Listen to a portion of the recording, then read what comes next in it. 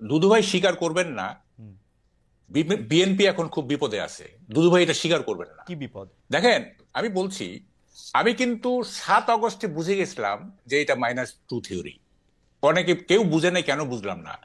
Tarique Rahman next available flight ধরে ঢাকায় নামবেন এবং উনি সেলিব্রেশনে যোগ দিবেন। Hmm. That was expected. Hmm. That was expected. Hmm. যেখানে আনসারুল্লাহ টিমের ইয়েকে ছেড়ে দেওয়া হয়েছে, তারপরে হুম। শিবিরের আপনার চিটাগাং এর ইয়েকে ছেড়ে দেওয়া হয়েছে, তারপর আরো অনেক জঙ্গি তারেক রহমানকে প্রেসিডেন্টের এক কলমের খোঁচায় উনি মানে কি বলে হুম। অ্যাকুইটেড হয়ে যাবেন এবং উনি চলে আসবেন, সেলিব্রেশনে যোগ দিবেন। তিনি আসলেন না যখন, আমি 8 তারিখ পর্যন্ত ওয়েট করছি। হুম। যখন দেখলাম যে 8 তারিখ পর্যন্ত তিনি আসলেন না, আমি বুঝে গেছি কেস খারাপ। তিনি কেন আসেন নাই? হুম। হ্যাঁ, তিনি কেন আসতে আসেন? দেওয়া হয় নাই, আসতে দেওয়া হয় নাই, সিম্পল অ্যাজ দ্যাট। কে এখন স্টপ শুনেন, করবে তারেক সাহেবকে আসার জন্য? আমি আমি বলি শুনেন, হ্যাঁ। এইটা বিএনপি নেতা তো নেতৃবৃন্দ তো বলে হুম। যে আসলে আমরা কি আইনগত ভাবে তাকে আনতে চাই, আমরা এটা লিগাল ফ্রেমওয়ার্কের মধ্যে দিয়ে আনতে চাই। এগুলি আমি আমি বিশ্বাস করি না। হুম। এইটা সরকার, ইউনূস সাহেব আসতে দেয় নাই, বা সরকার আসতে দেয় নাই, বা মাস্টারমাইন্ড। বিএনপির লোকজন চাঁদা তুলতেছে, সেই জন্য পারতেছে না। এবং বিএনপি স্পষ্ট ঘোষণা দেওয়ার পরে যদি পুলিশ তাদের না ধরে, সেনাবাহিনী না ধরে, তাহলে বুঝতে হবে যে সেনাবাহিনী এবং পুলিশই বিএনপির নামে এই চাঁদা করছে। এবং ডক্টর মোহাম্মদ ইউনূসের তো নেটওয়ার্ক খুব ভালো, হুম। মানে গ্রামীণ ব্যাংক তো। তারেক রহমান কেন দেশে ফিরতেছেন না? তারেক রহমানকে কি ডক্টর ইউনূস ফিরতে দিচ্ছেন না, নাকি তিনি ফিরতেছেন না, নাকি তারেক রহমান, খালেদা জিয়া, শেখ হাসিনা সবাইকে মাইনাস করে নতুন কেউ ক্ষমতা যাওয়ার চেষ্টা করছে? এবং বিএনপি আসলে কি তারেক রহমানকে তাদের দলের সর্বোচ্চ নেতা হিসেবে মানে কিনা? এই সমস্ত প্রশ্নগুলো নিয়ে আলোচনা হয়েছে বিএনপি নেতা এবং ডক্টর খালেদ মহিউদ্দিনের সাথে, সাথে ছিলেন আরেকজন সাংবাদিক কামাল আহমেদ। তো তার আলোচনা উঠে এসেছে বর্তমান রাজনীতি এবং বিএনপি কী করতে চায়, এবং এই সরকারকে, বিএনপিকে মাইনাস করে নতুন দলের মধ্যে ক্ষমতা যেতে চায় কিনা, সব বিষয়গুলো এই আলোচনার মাধ্যমে উঠে এসেছে। আমাদের সম্পূর্ণ আলোচনা শুনবো, এরপর বিস্তারিত বিশ্লেষণ করব। স্বাগত জানাই আমাদের অনুষ্ঠানে। আমাদের সাথে আরও রয়েছেন বিশিষ্ট সাংবাদিক, কলামিস্ট, সিনিয়র সহকারী সম্পাদক যুগান্তরের জনাব মাহবুব কামাল। জনাব মাহবুব কামাল ভাই, আপনি আমাদের সাথে যুক্ত হয়েছেন, সময় দিয়েছেন, সেজন্য আপনি আমাদের কৃতজ্ঞতা এবং ধন্যবাদ জানবেন। Thank you. আমরা অনেকগুলি বিষয় নিয়ে আজকে আলোচনা করতে চাই, প্রশ্ন করতে চাই, তবে কতগুলো প্রশ্ন আপনাদের দুজনকে আমি একই রকম করতে চাই। আমি প্রথমেই দুদু ভাইকে জানতে চাই, দুদু ভাই, আপনারা কবে নির্বাচন চান? আমরা খালি শুধু ডেটটা, আপনারা বলেছেন বিভিন্ন সময় বিভিন্ন জায়গার কথা, আপনি কি মনে করেন যে কবে নাগাদ নির্বাচন হওয়া উচিত, এইটা আমরা মাহবুব কামাল ভাইয়ের কাছেও শুনতে চাইবো। তারপর আবার আপনার কাছে আসছি আমরা, এক দুই লাইনে যদি জবাব দেওয়া সম্ভব হয় দুদু ভাই। প্রথমে আপনাকে ধন্যবাদ, কামাল ভাইকে শুভেচ্ছা।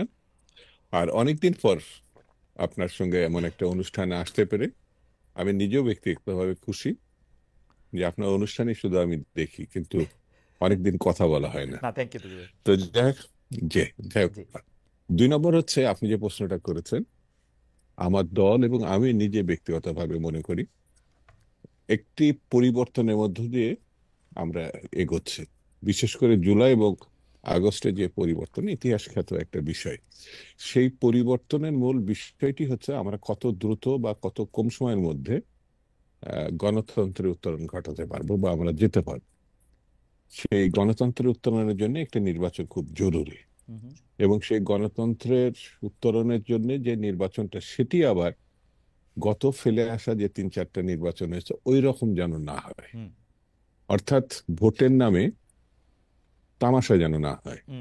ভোট ভোটের মধ্যে হবে, যেন মানুষ সেখানে অংশগ্রহণ করতে পারে, তার পছন্দের প্রার্থীকে সে ভোট দিতে পারে, এই বিষয়টা নিশ্চিত করতে হবে। তো আমার মনে হয় বর্তমান যে সরকারটি আছে এবং পরিবর্তিত পরিস্থিতি, সত্যিকারে একটা ভোট করার মতো অবস্থায় দেশ আছে, মানুষও আছে। 3 নম্বর হচ্ছে কতদিনের মধ্যে এটা সম্ভব। যত দ্রুত সম্ভব, আমার দল বলেছে যৌক্তিক একটি সময়ের মধ্যে সংস্কার যত কম বেশি করে, এই যত দ্রুত সম্ভব। আর আমি ব্যক্তিগতভাবে মনে করি যে ডক্টর মোহাম্মদ ইউনূস সাহেব নিজেই সর্বশেষ যে বার্তাটা জাতিকে দিয়েছে, যে ডিসেম্বরের মধ্যে, এই বছরের ডিসেম্বরের মধ্যে নির্বাচন, জাতীয় নির্বাচনটি হবে। আমি তার কথার উপর আস্থা রাখতে চাই এবং বিশ্বাস রাখতে চাই। তারপরেও বলি, যদি সম্ভব হয় ডিসেম্বরের আগেও 1-2 মাস আগে, অর্থাৎ বেশি আগে করা সম্ভব হয় না, কারণ বর্ষার মধ্যে, ঝড় তুফানের মধ্যে নির্বাচন হয় না। অক্টোবর থেকে ডিসেম্বরের মধ্যে যদি এই নির্বাচনটি করা সম্ভব হয়, তাহলে আমার কাছে মনে হয় সব থেকে ভালো সময়। যদি ভাই আপনি তো চমৎকার করে বললেন, আমার কাছে তো মনে হয় যে বর্তমান যে সরকার আছেন তারা তার ইন্টেনশনও তাই দেখাচ্ছেন যে ডিসেম্বরের মধ্যেই তারা ইলেকশনটা করবেন, অক্টোবর বা ডিসেম্বরের ওই টাইম ফ্রেমটার মধ্যেই হয়তো করবে। কিন্তু আমরা দেখছি যে বিএনপি ঠিক ধৈর্য ধরতে পারতেছে না, আস্থা রাখতে পারতেছে না, না কি একবার অগাস্টের কথা বলে, আরেকবার কিসের কথা বলে। এইটা কি তাদেরকে চাপে রাখার জন্য? দুদু ভাই, আমি আপনার কাছে ফিরছি, মানে সরকারকে চাপে রাখার জন্য না আসলে কিসের জন্য? মানে অগাস্ট মাসে ইলেকশন চাওয়াটা তো একদম রিয়েলিস্টিক যে হয় নাই সেটাই, যে এইমাত্র আপনিও বললেন অগাস্ট মাসে একটা ভরা বর্ষার মৌসুম, ওই সময়ের মধ্যে অনেকগুলি জায়গার মধ্যে বন্যার পানি উঠে নামে, ওই টাইমের মধ্যে একটা ইলেকশন চাওয়া এটাকে চাপে রাখার জন্য কিনা। আমি ফিরছি আপনার কাছে, আমি একটু মাহবুব কামাল ভাইয়ের কাছে জানতে চাই যে মাহবুব কামাল ভাই, আপনি কি মনে করেন যে কবে নাগাদ আসলে নির্বাচন হওয়া উচিত এবং কবে এইটার মানে আপনি কবে নাগাদ নির্বাচন হবে বলে মনে করেন? আমরা একটা জ্যোতিষী প্রশ্ন আপনার কাছে করতে চাই। না, শুনেন হ্যাঁ। শুনেন, আমি বাংলাদেশের পলিটিক্স নিয়ে কোনো প্রজেকশন দিতে চাই না। আচ্ছা। যারা বাংলাদেশের পলিটিক্স নিয়ে প্রজেকশন দেয় তারা আসলে পণ্ডিতি করেন। No projection. এমন একটা জায়গায় দাঁড়িয়ে গেছে বাংলাদেশ, এখানে 1 মাসের প্রজেকশন আপনি দিতে পারবেন না। হয়তো দেখা যাবে ইন ওয়ান ফাইন মর্নিং আপনি ঘুম থেকে উঠে দেখলেন যারে এইভাবে তো আমি ভাবি নাই। সুতরাং এই ধরনের মানে পণ্ডিতি আমি করব না, নো প্রজেকশন। আচ্ছা, আপনি যেটা বললেন যে সেকেন্ড ইনিংস শুরু হয়েছে, দেখেন আমি ফার্স্ট ইনিংসটা যদি একটু ব্যাখ্যা করি তাইলে বিএনপি কোন পার্সপেক্টিভে দাঁড়িয়ে পলিটিক্স করতেছে এইটা আপনার কাছে ক্লিয়ার হবে। সেটা আমি একটু বলি। সেটা হচ্ছে, দেখেন সেকেন্ড ইনিংসে প্রবেশ করেছে বর্তমান সরকার। প্রথম ইনিংসটা কেমন গেল? আমি বলবো ইটস এ টেরিবল ফেইলিওর। এবং আপনার ক্রিকেট লিটারেচার দিয়ে যদি বলি, it is a glorious uncertainty. অর্থাৎ 8 অগস্ট আমরা সবাই ভেবে নিলাম যে এইবার বাংলাদেশ তুই কই যাবি, তোরে একজন নোবেল লরিয়েট ঠিক করে ফেলবে। 8 তারিখে আমরা এটা ভাবলাম, কিন্তু এখন আমরা দেখছি যে ইট ওয়াজ এ গ্লোরিয়াস আনসার্টেনিটি। এবং আপনার দুই ক্ষেত্রেই গভর্নমেন্ট ফেল করছে, ব্যাটিংও ফেল করছে, বোলিংও ফেল করছে। অর্থাৎ বাংলাদেশের সুপার স্ট্রাকচারে ফেল করছে, স্ট্রাকচার অর্থাৎ অর্থনীতিতে ফেল করছে। আমি একটু ব্যাখ্যা করি সুপার স্ট্রাকচারে কিভাবে ফেল করলো। দেখেন, বাংলাদেশের যে মৌলিক চরিত্র, আমাদের রাষ্ট্রের যে মৌলিক চরিত্র, সেই মৌলিক চরিত্র অনেকটাই নষ্ট হয়ে গেছে এবং ফান্ডামেন্টাল রাইট অলমোস্ট নেই বললেই চলে। হ্যাঁ, ফান্ডামেন্টাল রাইট আছে, সেটা হচ্ছে ধর্মচর্চার ক্ষেত্রে, এইটা একেবারে সর্বোচ্চ রাইট। তবে সব ধর্ম না, ইসলাম ধর্ম সেটাও না, মানে আমার পছন্দের ইসলাম হতে হবে। আপনি যে ওয়াজ মাহফিলগুলি শুনেন, এক একটা ওয়াজের এক একটা কন্ট্রাডিক্টরি আছে। সুতরাং আমার পছন্দের ইসলাম চর্চার ক্ষেত্রে সর্বোচ্চ মানবাধিকার প্রতিষ্ঠিত হয়েছে, বাকি সবগুলোতেই মানবাধিকার 90% লস্ট। দেখেন কি হচ্ছেটা কি, বসন্ত উৎসব, লালন উৎসব, নাট্য উৎসব, ঘুড়ি উৎসব, নারী ফুটবল, স্যানিটারি ন্যাপকিন, আপনার ভিন্ন মতের বই সব বন্ধ। না, কিন্তু মাহবুব কামাল ভাই, আমি একটু ছোট করে বলি। প্রথম কথা, ভিন্ন মতের বই বাংলাদেশে গত 50 বছর ধরে সবসময় বন্ধ হয়ে আসছে। এটা আপনি আমার চেয়ে অনেক ভালো জানেন। দাউদ হায়দার, না ঠিক আছে, আচ্ছা ঠিক আছে, না না ঠিক আছে, আই এগ্রি। স্টল দেওয়া হয় না, স্যানিটারি ন্যাপকিন ওরা আবার বেচবে বলছে, দিবে, কোনো সমস্যা নাই। শুনেন, এগুলি আমি পরে ব্যাখ্যা করবো। আপনি আমার তো আপনার তো সময় নাই। এমনকি দেখেন উৎসব পালনের জন্য যে ফুল, সেই ফুল আমি আজকে একটা স্ট্যাটাস দিছি, ফুল তুমি আর ফুটবে না। যদি দলিত মথিত হতে চাও তাহলে ফুটবে, কিন্তু আমাকে কোনো দোষ দিতে পারবে না। ফুল তুমি আর ফুটবে না। দেখেন কালকে কি ঘটছে, বাচ্চাদের স্কুলে বাচ্চাদের আনতে যাওয়া হয়, সেখানে মহিলারা গিয়ে একসঙ্গে বসে চা খাচ্ছিল। সেটা নাকি মহিলারা একত্র হয়ে চা খেতে পারবে না, তাদেরকে ওখান থেকে উঠিয়ে দেওয়া হয়েছে। তারপরে এখন কি দাঁড়াইছে যে বাংলাদেশে ঈদ ছাড়া, ঈদের উৎসব ছাড়া আর কোনো উৎসব পালন করা যাবে না। এবং এখন দেখেন এমন একটা অবস্থা দাঁড়াইছে যে আপনি যে কোনো কাউকে আপনি ভিকটিম করে ফেলতে পারবেন, যে কোনো কাউকে, এনিবডি ইন বাংলাদেশ। কিভাবে দেখেন, মানে একটা ইংরেজিতে একটা কথা আছে, if you want to kill a dog give him a মানে ব্যাড নেম। আপনি জাস্ট একটা বদনাম দিয়ে দিবেন, এই তুই ব্যাংকে টাকা রাখছিস, তুই সুদ খাস, তোর কল্লা যাবে, এই তোর দা রাখিস নেই কেন। আপনি বললেন যে আমি তো 2 বেলা ওষুধ খাই, চলবে না, বাস ভিকটিম হয়ে গেলেন আপনি। এরকম একটা অবস্থা দাঁড়ায় গেছে বাংলাদেশে। এবং দেখেন এই মানে আরেকটা বিষয় না, আমি আমি যেটা বললাম যে তাহলে আমি আবার রাষ্ট্রের আসবো আপনার কাছে, আপনি যদি ইলেকশনটা আপনি কবে চান সেটা যদি একটু বলতেন, আপনি প্রজেকশন না করতে চাইছেন, কারণ এই ব্যাপারগুলি খুবই গুরুত্বপূর্ণ বিষয়গুলো আপনি বলতেছিলেন যে আসলে। না না না, একটু একটু না, একটু না বুঝলে হবে না তো। ইলেকশন চেয়ে কি করব আমি? আচ্ছা। আমি ইলেকশন দিয়ে কি করবো? আপনি জানেন স্ট্রাকচারের অবস্থা কি, মানে অর্থনীতির অবস্থা কি? Do you know?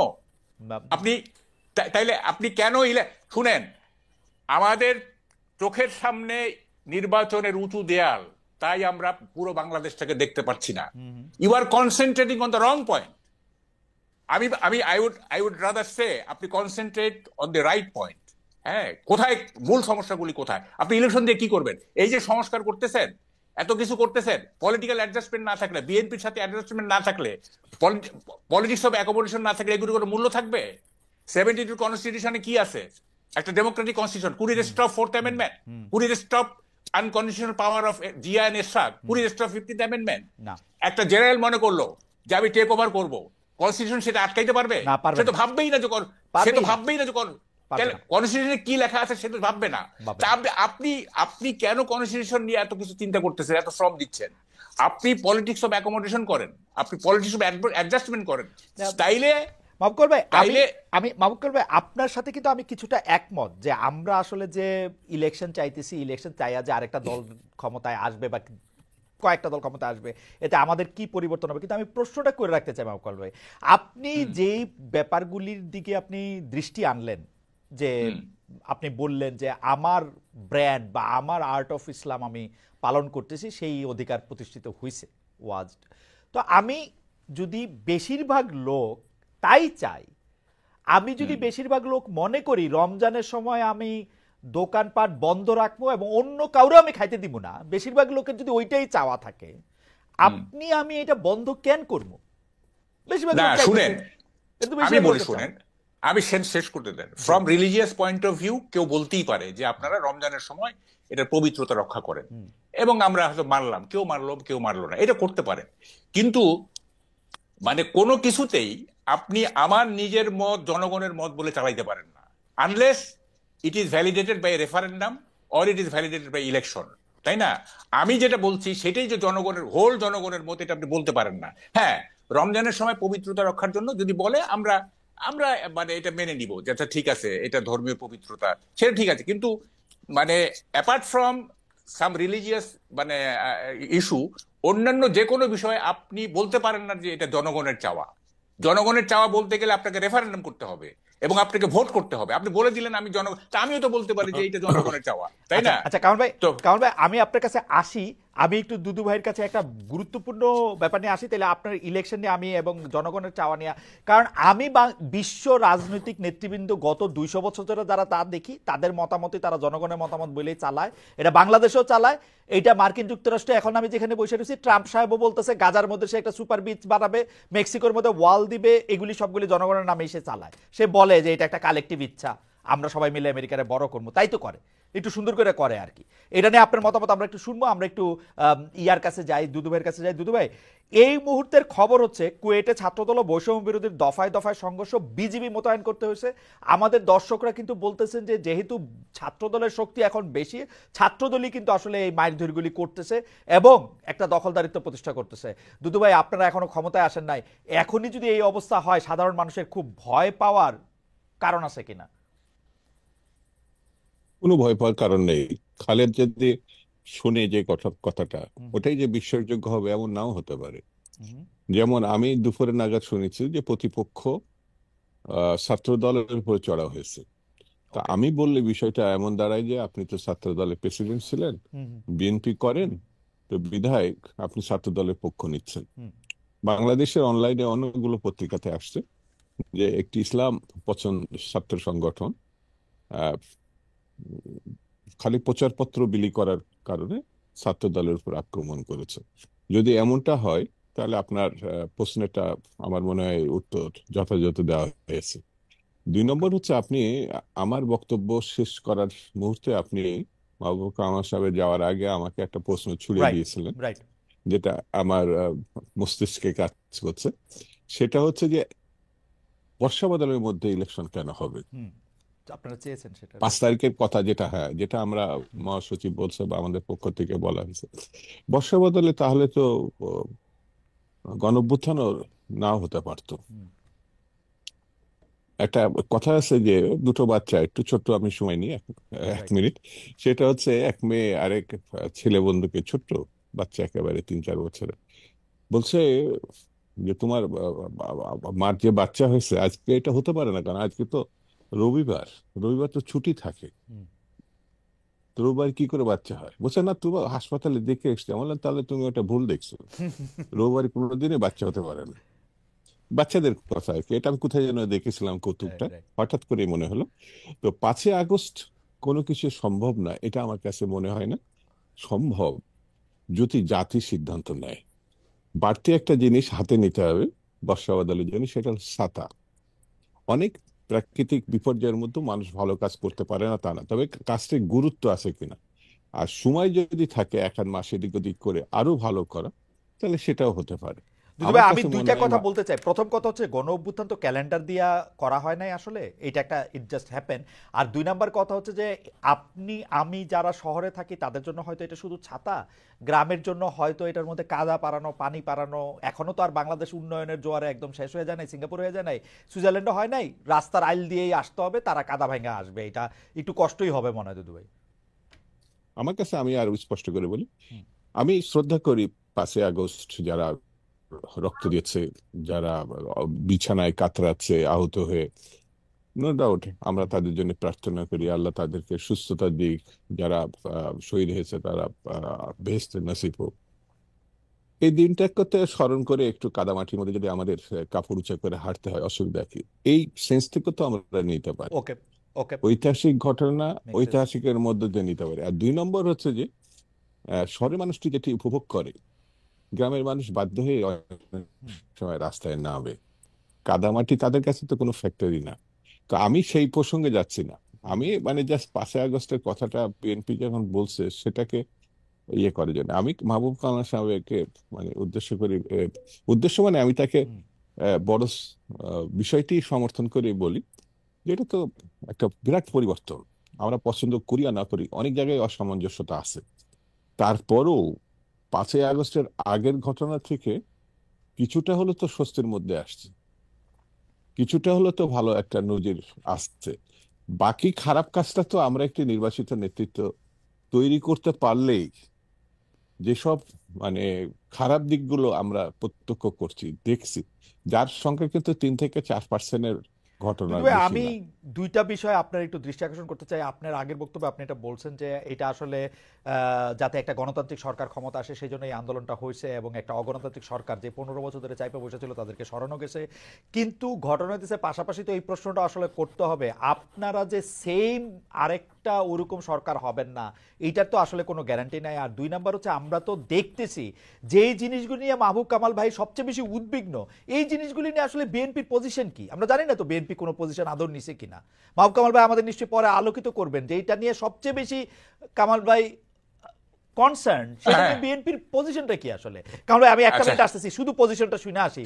আপনি যেগুলিকে আসলে তুলে ধরছেন এবং আমার উপর একটু বিরক্ত হয়েছেন, আমি মাঝখানে আপনার একটু থামাইছি, এইটা একটু দুদু ভাইদের পজিশনটা একটু শুনে আসি যে পজিশনটা কি। খুব উনি সহজ স্পেসিফিক যদি বলছেন কিছু জিনিস। খুব সহজ যদি মাথা কাজ করে। জি। আমরা শেখ মুজিবের কাছে আর যাই করি রক্ষী বাহিনী প্রত্যাশা করি নাই, হুম, হুম, আমরা একদলও প্রত্যাশা করিনি। হুম, তার মতো একটা এত বড় নেতার কাছ থেকে আমরা দুর্ভিক্ষ প্রত্যাশা করিনি।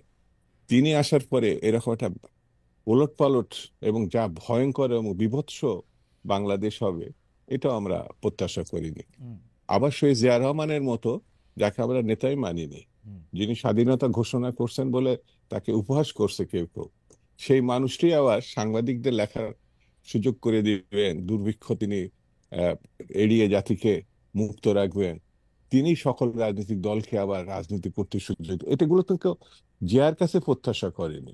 সেহেতু আগামী দিন এই প্রত্যাশা না করার ঘটনাই তো তিনি ঘটিয়ে গেছেন বিএনপির মধ্যে দিয়ে। বিএনপি যত সমালোচনায় হোক না কেন, বিএনপি এরকম একটি প্রায় 1.25 শতাব্দীর না, আপনার কাছে একটি মনে হয় না দলের দুদু ভাই সরকারি চাকরি থেকে না এসে না রাষ্ট্রের সর্বোচ্চ ক্ষমতাটা করা এটা বাংলাদেশের রাজনীতিতে এটা আসলে ঠিক হয় নাই, মানে যেইটাই যেরকমই পরিস্থিতি ছিল না হোক না কেন, এটা একটা ব্যাড প্রেসিডেন্ট যেমন হচ্ছে সরকারি যেমন চাকরি আপনার থেকে কাছে আইসা। আপনার কাছে মনে হচ্ছে না হুম। যে শেখ মুজিবের মতো এরকম একজন ব্যক্তি ওয়াদা খেলাপকারী হবে, না না, এত সেটা আমার কাছে নৃশংস মনে এবং হচ্ছে, আমি মনে করি না যে না মনে হয়নি বলেই তো আপনি না না, জিয়ার মনে হয়েছে, মনে হয়েছে, যেখানে মনে যেখানে হয়েছে। প্রশংসা এখানে যদি আওয়ামী প্রশংসা লীগের লোক থাকতো দুদু ভাই, আপনি আমারে ট্রাস্ট করেন, আওয়ামী লীগের লোক থাকলে আমি এই প্রশ্নটা এই তার সম্পর্কেই করতাম। আমি এইটা না বলতেছি না যে এটা একটা ব্যাড প্রেসিডেন্ট না না হয়েছে না কিনা। না আপনি খারাপটাকে আলোচনায় এনে ভালোটাকে খারাপ করা যায় কি করে? আপনার প্রশ্নের ধরনটা আমার কাছে মনে হয়েছে এরকম, ওকে ওকে সেই জন্য আমি ধরলাম। এছাড়া অন্য কিছু না, খালি ওকে, ঠিক আছে দুদু ভাই। অন্য আমি একটু কামাল ভাইয়ের কাছে আসি যে কামাল ভাই, আপনার কাছে কি মনে হয় যে এই পজিশনটা যেইটার ব্যাপারে আপনি উদ্বিগ্ন, অর্থনীতির কথা আপনি আসলে বলেনি নাই, কিন্তু যেগুলি সামাজিক জায়গা থেকে যেই ব্যাপারগুলি আসলে এখন সামনে আসছে সেগুলি থেকে কি বিএনপির অবস্থানটা স্পষ্ট? আপনি কি মনে করেন বিএনপি আসলে আমাদের এই পরিস্থিতি পরিবর্তন হবে? না না, বিএনপির পলিটিক্সটা আসলে আমি বুঝতেছি না রিয়েলি। দুদুভাই স্বীকার করবেন না, হুম। বিএনপি এখন খুব বিপদে আছে। দুদুভাই এটা স্বীকার করবেন না। কি বিপদ? দেখেন, আমি বলছি, আমি কিন্তু 7 আগস্টে বুঝে গেছিলাম যে এটা -2 থিওরি। অনেকে কেউ বুঝে নাই, কেন বুঝলাম না। Tarique Rahman next available flight ধরে ঢাকায় নামবেন এবং উনি সেলিব্রেশনে যোগ দিবেন। That was expected, that was expected. যেখানে আনসারুল্লাহ টিমের ইয়েকে ছেড়ে দেওয়া হয়েছে, তারপরে শিবিরের আপনার চিটাগাং এর ইয়েকে ছেড়ে দেওয়া হয়েছে, তারপর আরো অনেক জঙ্গি ছেড়ে তারেক রহমানকে প্রেসিডেন্টের এক কলমের খোঁচায় উনি মানে কি বলে অ্যাকুইটেড হয়ে যাবেন এবং উনি চলে আসবেন, সেলিব্রেশনে যোগ দিবেন। তিনি আসলেন না। যখন আমি 8 তারিখ পর্যন্ত ওয়েট করছি, যখন দেখলাম যে 8 তারিখ পর্যন্ত তিনি আসলেন না, আমি বুঝে গেছি কেস খারাপ। তিনি কেন আসেন নাই? হ্যাঁ, তিনি কেন আসতে দেওয়া হয় নাই, সিম্পল অ্যাজ দ্যাট। কে এখন স্টপ শুনেন, করবে তারেক সাহেবকে আসার জন্য? আমি আমি বলি শুনেন, হ্যাঁ। এইটা বিএনপি নেতৃবৃন্দ তো বলে যে আসলে আমরা কি আইনগত ভাবে তাকে আনতে চাই, আমরা এটা লিগ্যাল ফ্রেমওয়ার্কের মধ্যে দিয়ে আনতে চাই। এগুলি আমি বিশ্বাস করি না। এইটা সরকার, ইউনূস সাহেব আসতে দেয় নাই, বা সরকার আসতে দেয় নাই, বা অভ্যুত্থানকারীরা আসতে দেয় নাই। এটা প্লেন অ্যান্ড সিম্পল। এবং দেখেন, এখনো পর্যন্ত কিন্তু তারেক রহমান আসতেছে না। এবং এখনকার সিনারিওটা কি, আপনার তো সময় কম। দেখেন, বিএনপি এখন কমন টার্গেট হয়ে গেছে, কমন টার্গেট। এখানে জামাত বিএনপির বিরোধিতা করতেছে, বৈষম্য বিরোধীরা বিএনপির বিরোধিতা করতেছে, সরকার বিএনপির বিরোধিতা করতেছে। এবং আজকে যে কুয়েটের ঘটনাটা, এটা খুব সিগনিফিক্যান্ট, খুবই সিগনিফিক্যান্ট। আমি কয়েকদিন আগে তৃতীয় মাত্রায় বলে আসছি যে আমি একটা রক্তাক্ত বাংলাদেশের ক্যানভাস দেখতে পাচ্ছি, একটা রক্তাক্ত বাংলাদেশ। এবং সেইটা আমার এই প্রেডিকশন ভুল হওয়ার কথা, আমার কোনো প্রেডিকশনই ভুল হয়নি, যাকগে অত ক্রেডিট নিতে চাই না আমি। কথাটা হচ্ছে যে একটা রক্তাক্ত বাংলাদেশের দিকে এগিয়ে যাচ্ছে। কামাল ভাই, আপনি হ্যাঁ, এমন একটা কথা বলছেন যেটা আপনি আসলে আগেও আপনার লেখা এটার মধ্যে ইঙ্গিত আছে, কিন্তু আমি এই কথাটার সাথে সাংঘাতিক রকমের দ্বিমত পোষণ করি। আমি মনে করি তারেক সাহেব বাংলাদেশে এখন ফিরে নাই, এটা তারেক সাহেবের চয়েস। উনি কেন ফিরতেছে না সেইটা দুদু ভাই কিছুটা হইলে বলতে পারবে, কিন্তু বৈষম্য বিরোধী ছাত্র আন্দোলন বা ডক্টর ইউনূস তাকে ফিরতে দিতেছে না, এই ক্লেমটার পক্ষে আপনার যুক্তিটা কি? দেশ চালাইতেছে এখন বিএনপি, প্রত্যেকটা জায়গায় চাঁদার থেকে শুরু কইরা শুনেন সচিবদের মধ্যে বিএনপিরে সালাম না দিয়ে সচিব হইতে পারছে কেউ? শুনেন, বিএনপিকে না, আমার একটা হচ্ছে যে আপনি একটু অন্যভাবে বলছেন। সরকারি সবকিছু দখল করতেছে জামাত, আর বেসরকারি জিনিস দখল করতেছে না, বিএনপি। জামাতের কাছে গেছে হচ্ছে স্কুল কলেজ, না না, শিক্ষা প্রতিষ্ঠান। অন্যান্য ক্ষেত্র গেছে, যাই হোক, এখন সেটা কথা না। কথাটা হচ্ছে যে এই মুহূর্তে যদি তারেক রহমান বাংলাদেশে আসে, হ্যাঁ, তাইলে মানে উনি পুরো জিনিসটা ওনার গ্রিপে চলে আসবে, হোল নেশন তার পিছনে চলে যাবে। তারপরও কেন উনি আসতেছেন না, কি কারণে? What is the logic behind it? উনার ইচ্ছা, লজিক আছে, না না না, লজিক আছে। আমার লজিক আমি দেই। তারেক সাহেবকে 15 বছর উনি ক্ষমতায় ছিল না, উনার অনেক ডার্টি লন্ড্রি জমছে, এইগুলি উনার পরিষ্কার করে তারপর উনি আসবে। উনি আগে কেন আসবে? না না, শুনেন, দেখেন, 5ই আগস্টের পরে তারেক রহমান যে ধরনের মানে ভূমিকা নিছেন, যে ধরনের বক্তব্য দিচ্ছেন, ওনার ইমেজ অলরেডি মানে কি বলে যে পুনর্বহাল হয়ে গেছে। ওনার কিছু ইমেজ খারাপ ছিল, মানে এই 2001 থেকে 2005 পর্যন্ত কিছু খারাপ হয়েছিল, এখন এটা পুনরুদ্ধার হয়ে গেছে। এখন আর উনি কেন ওয়েট করবেন, আমি তো এটি বুঝতেছি না। হ্যাঁ, উনি একটা ডেমোক্রেটিক পার্সোনালিটির ইমেজ ডেভেলপ করছেন এই গত 6 মাসে। উনি শান্তিপ্রিয় একজন নেতা হিসেবে নিজেকে মানে এস্টাবলিশ করছেন। উনি মানে এই সরকারকে সহযোগিতা করার, সবসময় সহযোগিতা করার উনি মানে দিয়েছেন, নেতা কর্মীদের বলতেছেন এই সহযোগিতা করতে, তারপরে উনি আসবেন না। This is a paradox. এটা আপনি বললে হবে না। দেখেন, আমি ডাকসুর ডিবেট চ্যাম্পিয়ন, আমাকে উল্টাপাল্টা লজিক দিলে কিন্তু আমি মানবো না। আচ্ছা হ্যাঁ, মাহকাল ভাই, আপনার লজিক আমার কাছে অসাধারণ লাগছে। আমি এটা একটু দুদু ভাইয়ের কাছে জিজ্ঞেস করি। দুদু ভাই, আপনার কাছে কি মনে হয়? আমি শুধু একটা জিনিস আপনাকে বইলা রাখি, মাহকাল ভাই, এই পর্যন্ত সরকার আসার পরে যা কিছু হয়েছে বিএনপি চায় না এরকম কোনো কিছু না। আমি খালি আপনার মনে করা দিতে চাই, এই বৈষম্য বিরোধী ছাত্রদের আন্দোলনের মধ্যে এটা হয়েছে, তারা প্রেসিডেন্টের সরাতে চাইছিল, পারে নাই। তারা সংবিধানের প্রোক্লেমেশন দিতে চাইছিল, পারে নাই, কারণ বিএনপি চায় নাই। আওয়ামী লীগের নিষিদ্ধ করার প্রশ্নে বিএনপি চায় নাই বলে তারা এটা করতে পারে নাই। বিএনপি এখন মানে কি বলে ডিফেক্টো ক্ষমতায়। তারেক সাহেব যেদিন ইচ্ছা দিনে আসতে পারে। তারেক সাহেবের বক্তব্য মানে কি বলে, আগে বিসমিল্লাহ পরে সুবহানাল্লাহ পয়রা প্রচার করা হইতেছে সবগুলি সরকারি জায়গায়। আমি তো এরকমই দেখতেছি যে তারেক সাহেব অলরেডি ইন পাওয়ার। যাই হোক, আমি দুদু ভাইয়ের কাছে একটু জিজ্ঞেস করি, দুদু ভাই, তারেক সাহেব আসে না কেন? সরকার তাকে আসতে দেয় না? বৈষম্য বিরোধী ছাত্র আন্দোলন তাকে আসতে দেয় না? কামাল ভাই অনেক বড় সাংবাদিক, অনেক বড় থিঙ্কার এবং অনেক বিচক্ষণ ব্যক্তি। তো সেই হিসাবে কামাল ভাই যেসব কথাগুলো বলেছেন, গণতন্ত্রের একটা সৌন্দর্য আছে। আমি একাও যদি একটা বিষয় ভাবি, সেটা আমি বলতে পারি, ভাবতেও পারি, চিন্তাও করতে পারি। তো সেটা আমার মনে হয় না ডিফার করার কিছু আছে। তবে এতটুকু বলি যে তিনি যে কথাগুলো বলেছেন, আমি জানা মতে এ পর্যন্ত আর দ্বিতীয় কোনো আমাদের শুভানুধ্যায়ী বা আমাদের ভালোবাসার মানুষ আর কেউ এই কথাগুলো বলেছে যে বৈষম্য বিরোধীরা তাকে আটকাইছে, সরকারের টপমোস্ট ডক্টর ইউনূস তাকে বাধা দিছে। এই কথাগুলো বোধহয় আপনার অনুষ্ঠানে যদি না আসতাম আর কামাল ভাইয়ের কথাগুলো না শুনতাম, তাহলে আমার একটা গ্যাপ থেকে যেত। এরকম কথাও তাহলে কেউ কেউ ভাবছে যে তিনি এই বাধার কারণে তিনি আসতে পারছেন না। এটা আমার কাছে মনে হয়েছে। তো কামাল ভাইকে ধন্যবাদ যে একটা নতুন কথা, কিন্তু দুদু ভাবনা ভাই, এবং আপনার একটা অনুমতি নিয়ে কি আমি একটা চিন্তা। প্রশ্ন করতে পারি? কামাল ভাইয়ের কথা কিন্তু খুবই লজিক্যাল, কারণ এই পর্যন্ত বিএনপি তারেক সাহেবের না আসা পর্যন্ত সম্পর্কে যে যুক্তিগুলি দিছে, একটা যুক্তিও ঠিক না। আইন আদালতের হ্যান ত্যান এগুলি একটাও ঠিক না। এটা নিয়ে আমি আলাদা ডিবেট করতে পারি, কারণ ইন অ্যাবসেন্সিয়া তার মামলাগুলি খারিজ হয়ে যেতেছে। উনি দেশে আসবেন, মামলা খারিজ হবে, এতে কি সমস্যা? আমি তো বুঝি না। আমি আমি তো আমার মনে হয় যে এই এই 1 মিনিট বা 1.5 মিনিটের মধ্যে যে কামাল ভাইকে আমি সমালোচনা করছি বা কোনো শব্দ ব্যবহার করছি, এটা তো মনে হয় না। না, ঠিক একবারও যেটুকু না, বলি না, একবারও না। আমি এতটুকুই বলছি যে এটা গণতন্ত্রের সৌন্দর্য, এটা ভাবতেই পারে, বলতেও পারে। সত্য মিথ্যা আগামী দিনে এটা নির্ধারণ হবে, এখনই এটা ঠিক করা দরকার নেই। আর 2 নম্বর হচ্ছে বিএনপির পক্ষ থেকে যেটা বলছে, উনি আমাদের এই মুহূর্তে বিএনপির সর্বোচ্চ নেতা। কিছু কিছু ব্যাপারে তো তার নিজস্ব কিছু সিদ্ধান্ত থাকতে পারে। সব সিদ্ধান্ত সবার সঙ্গে আহ, একেবারে ভেঙে তারপরে সিদ্ধান্ত নিতে হবে এমন কথাও নাও থাকতে পারে, কিন্তু সর্বোচ্চ নেতা। তো তিনি, আমার মনে হয় এই জিনিসগুলো দেখছেন না, বুঝছেন না, জানছেন না, এটা আমার মধ্যে ঠিক না। এবং তিনিও ফিল করছেন, এই যে যেটা কামাল ভাই বললেন যে তার সম্বন্ধে কিছু নেগেটিভ কথা ছিল, ধরেন 2 থেকে 5 পর্যন্ত, সেটি এখন শুধু মানুষ অবিশ্বাসই করে না, সেটা কাটিয়ে তিনি জনপ্রিয়তা, আমি বলবো আমার নেতা বলে বলছেন, যতগুলো বিবৃতি, বক্তব্য, উপস্থাপনা সবগুলো গ্রহণযোগ্য পর্যায়ে তিনি নিয়ে গেছেন। তার গ্রহণযোগ্যতা যে পর্যায়ে এখন বর্তমানে, এটা কামাল ভাই নিজেও বলেছেন, আমি তার সঙ্গে এটা একমত। তো আমার এই ক্ষেত্রে বক্তব্য, কেন আসছেন না, একটু অপেক্ষা করি আমরা। আছে না, কিছু জিনিস তো প্রধান নেতার হাতে ছেড়ে দিলাম, তবে আমার দৃঢ় বিশ্বাস তিনি খুব অল্প সময়ের মধ্যেই আমার এই দেশে ফিরে আসবেন। আচ্ছা, এটা আমি আমার ব্যক্তিগত মতামত। মাহবুব কামাল ভাই নিশ্চয়ই হ্যাঁ, এখানে হ্যাঁ, বলবেন।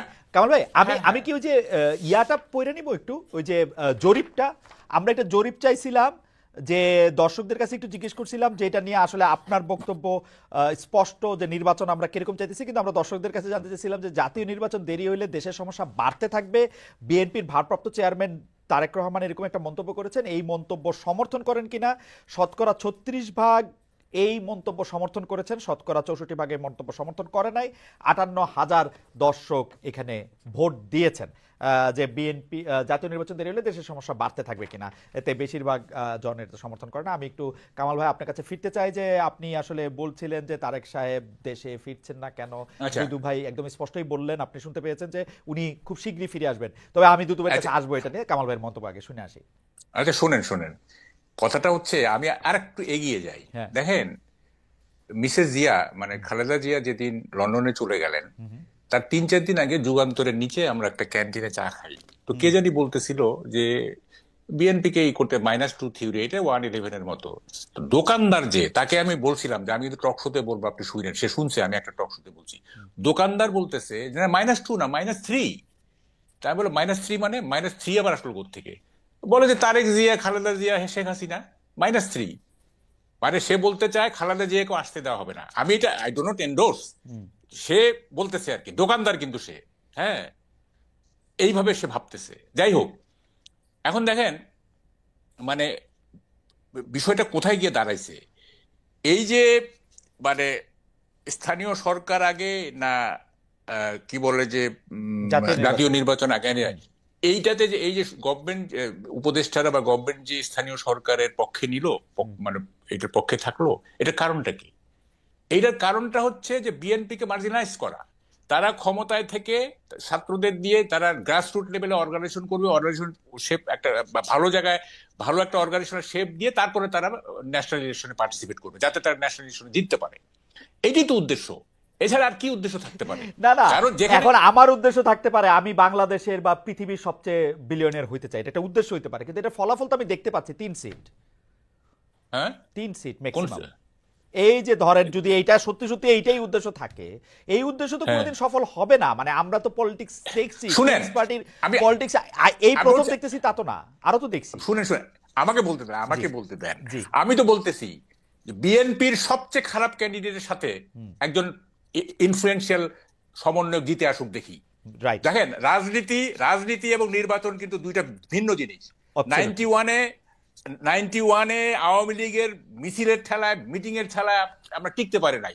সবাই বলতেছে যে 220টার উপরে পাবে Awami League. I was the loan যে আমি বলছিলাম যে বিএনপি জিতবে। হ্যাঁ, এবং দেখেন সাইলেন্ট ভোট হয়ে গেল এবং বিএনপি জিতে গেল। জনসভা দিয়ে কখনোই মানে রাজনীতি দিয়ে এটা দিয়ে ইলেকশন মাপা যাবে না। তো ফলে এই যে তারা শ্রম দিচ্ছে না, এই যে এত শ্রম দিচ্ছে এবং এর পিছনে বহু টাকা যাবে, বহু চাঁদা দিবে লোকজন, ভালোবেসে চাঁদা দিবে। হ্যাঁ, তারপরে এই যে এত টাকার কি মানে what is the use of all this things? হ্যাঁ, আমি তো এইটার কোনো আপনি দেখেন খালেদ, আপনি আমাকে মানে একদিন একা ডাইকেন তো, মানে আমার কথার পাহাড় জমে আছে, মানে এই যে 1 ঘন্টা তাও দুইজন আমার মানে কথা শেষ না। আচ্ছা ঠিক আছে, আমি একটু কামাল ভাই আপনার কথা আমি একাই শুনতে চাই, আপনি ওই জায়গাটাতে একটু বলেন তো। আমি বোধহয় আপনাকে ডিস্ট্রাক্ট করতেছি, যে আপনি ওই জায়গাটা একটু বলেন তো যে আপনার কাছে কেন মনে হচ্ছে যে বিএনপি এর প্রতি অনেকে টার্গেট করতেছে, এই জন্য বিএনপি দুর্বল হইতেছে এবং বিএনপির শীর্ষ নেতৃত্ব আসলে এখন আমি যদি তারেক সাহেবের কথাই বলি যে তারেক সাহেব দেশে ফিরতে পারবে না, বেগম জিয়া দেশে ফিরতে পারবেন না, মানে এটা আপনি কেন মনে হচ্ছে? আমি তো যে কোনো জায়গায় বিএনপির পদচিহ্নটা, পদরেখাটা, পজিশনটা খুব স্ট্রং দেখতে পাই। দেখেন বিএনপি কে এখন যেমন আমি পার্সোনালি যেটা মনে করি যে আলট্রা ইসলামের চাইতে বিএনপি যেহেতু মডারেট ইসলাম পার্সু করে, এই মুহূর্তে বিএনপি হচ্ছে মানে একটা আদর্শ, মানে যেহেতু আওয়ামী লীগ নাই, অন্য কেউই নাই, মানে বড় দল কেউ নাই, সুতরাং বিএনপি এখানে মানে এই যে মডারেট ইসলামের মধ্য দিয়ে, এবং তার মধ্যে যেহেতু জিয়াউর রহমান সাহেব মুক্তিযুদ্ধের একজন বিরাট নেতা এবং স্বাধীনতার ঘোষণা পাঠকারী, সুতরাং মুক্তিযুদ্ধ থাকলো, মডারেট ইসলাম থাকলো, একটা মিক্সচারের মধ্য দিয়ে আমরা আগায় যাব। এইটা আমি পার্সোনালি বিলিভ করি, এবং আমি বিলিভ করি এইটা শিক্ষিত লোকদের সবাই এটা মনে করে যে একটা মডারেট ইসলাম প্লাস মুক্তিযুদ্ধের চেতনা, যেহেতু জিয়াউর রহমান বিএনপির প্রতিষ্ঠাতা, হ্যাঁ, he had a magnificent role in liberation. হ্যাঁ, তো ফলে এই দলটা যদি মডারেট, যেহেতু বাংলাদেশ মানে ধর্মপ্রবণ একটা জাতি, হ্যাঁ, সুতরাং আলট্রা ইসলাম ওই মানে কি বলে যে একেবারে ফান্ডামেন্টাল, সেগুলো মডারেট ইসলাম এবং মুক্তিযুদ্ধ মিলায় একটা সোসাইটি আমরা গড়ে তুলবো, এইটা আমরা চাইছিলাম এবং এইটা অনেকেই এটা চায়। কিন্তু আমি বিএনপির রাজনীতিটা এইটা যে এত রহস্যপূর্ণ আমার কাছে, দুদু ভাই এই রহস্য কিভাবে ভেদ করবেন আমি জানি না, এটা আমার কাছে খুবই রহস্যপূর্ণ মনে হচ্ছে। এবং আমার কাছে মনে হচ্ছে যে বিএনপির কাছে এখন মানে বেশি শত্রু হচ্ছে আওয়ামী লীগ, বর্তমান সরকার না। তারা কথায় কথায় স্বৈরাচার কথা, আরে কই স্বৈরাচার ইজ পার্ট অফ হিস্ট্রি, তাদের ফেরার আর কোনো সম্ভাবনা নাই। না কিন্তু কারণ আপনারা আপনি কি একটু অন্যরকম কথা বলতেছেন না? আপনি বলতেছেন বিএনপির কাছে প্রধান শত্রু আওয়ামী লীগ, কিন্তু আমি দেখলাম যে বিএনপির প্রধান একিউজ করা হচ্ছে যে তারা আওয়ামী লীগকে যথেষ্ট শত্রু মনে করতেছে না। না না, এখানে শুনেন, এতে স্ট্র্যাটেজিটা বুঝতে হবে। পলিটিক্স শুনেন, মানে পলিটিক্স কিন্তু is a game of tricks. হ্যাঁ, এখানে দেখেন মানে বিএনপি আপনার মানে এই যে ধরেন রাষ্ট্রপতি সরল ইত্যাদি সংবিধান অমুক তমুক এসে জাতীয় এইটা ঠিক আছে, এইটা বিএনপির পাবলিকের যে সেন্টিমেন্ট সেটাকে তারা ক্যাশ করতে চাচ্ছে। আবার দেখেন এই বিএনপি মানে এই যে কি বলে যে অন্য পলিটিক্স যে করছে যে আওয়ামী লীগ শত্রু, এইটা হচ্ছে তারা মনেই করে যে আলটিমেট শত্রু হচ্ছে আওয়ামী লীগ। যেমন ধরেন মনে করারই তো কথা, 17 বছর তারা ওয়ার সাফারার। দেখেন আমি বলি, এই যে গত 15 বছর কি হয়েছে, বিএনপি কে বিরোধী দল ছিল, বিএনপি তো পার্লামেন্টে বিরোধী দল না, পার্লামেন্টে বিরোধী দল তো জাতীয় পার্টি। তো শেখ হাসিনা কেন বারবার বিএনপি জামাত করতো? কারণ আলটিমেট শত্রু হচ্ছে বিএনপি জামাত তার কাছে। সুতরাং হ্যাঁ, তারা কিন্তু জাতীয় পার্টি এগুলি পার্লামেন্টের বিরোধী দলকে তো সমালোচনা করবে, তাই না? এটা তো আনঅফিসিয়াল বিরোধী দল। তা আনঅফিসিয়াল বিরোধী দলকে যখন আপনি আক্রমণ করতেছেন, তাহলে আপনি বুঝতে হবে যে উনি বিএনপি, এটার ব্যাপারে কোনো সন্দেহ নাই। আপনি বিএনপি কে আপনি বলতেছেন যে বিএনপি এখনো তাই, রাইট, এখন আমার কাছে তাই মনে হচ্ছে, যে একটা ইতিহাস, হ্যাঁ একটা ইতিহাসের অংশকে, যে অংশটা ইতিহাসের পার্ট হয়ে গেছে, হ্যাঁ সেইটাকে যদি আপনি বর্তমান প্রেক্ষাপটে লিঙ্ক করেন, হ্যাঁ, এবং যে আপনারা তো দেখতেছেন যে প্রধান বাধা হচ্ছে সরকার, ইলেকশন দিচ্ছে না, দিচ্ছে না। হ্যাঁ, আপনারা বাইরে যাইব না, আমরা সবই বুঝি দুদু ভাই, আমরা কিন্তু 53 বছর যাবৎ বাংলাদেশটাকে দেখে আসতেছি। হ্যাঁ, আপনারা চাচ্ছেন ইলেকশন, গভর্নমেন্ট দিচ্ছে না, তারপরও আপনারা একটা সমঝোতা, একটা সহযোগিতা। তবে কামাল ভাই একটা খুব গুরুত্বপূর্ণ জায়গায় আসছেন, যে কামাল ভাই মনে করতেছেন যে আসল শত্রু চিনতে বিএনপি ভুল করতেছে কিনা, সেটা নিয়ে আমরা একটু দুদু ভাইকে শুনতে চাই। দুদু ভাই, আমি মাঝখানে একটু বলেও রাখি, প্রধান উপদেষ্টা অধ্যাপক ডক্টর মোহাম্মদ ইউনূস হয়তো মানে পলিটিক্যাল দলগুলিকে ইন জেনারেল, এবং আমার কাছে মনে হয় যে স্পেসিফিকলি আপনি আপনার উপরেও নিতে পারেন বা বিএনপির উপর নিতে পারেন, যে রাজনৈতিক দল কোনো ইস্যুতে একমত হয়েছে কিনা, সংস্কার কোনটা চায় বা না চায়, সেটা ওয়েবসাইটে দিয়ে দেওয়া হবে, এবং এতে করে বোঝা যাবে যে আপনারা কি চান না চান। কারণ একটা কথা আপনাদের উপরে এসে পড়তেছে যে বিএনপি আর আওয়ামী লীগ আসলে একই জিনিস, সেই জন্য তারা সংস্কার চায় না, তারা যেনতনভাবে একটা নির্বাচন করে শুধু ক্ষমতায় বসতে চায়। আসল শত্রু চিনতে আপনারা ভুল করতেছেন কিনা দুদু ভাই?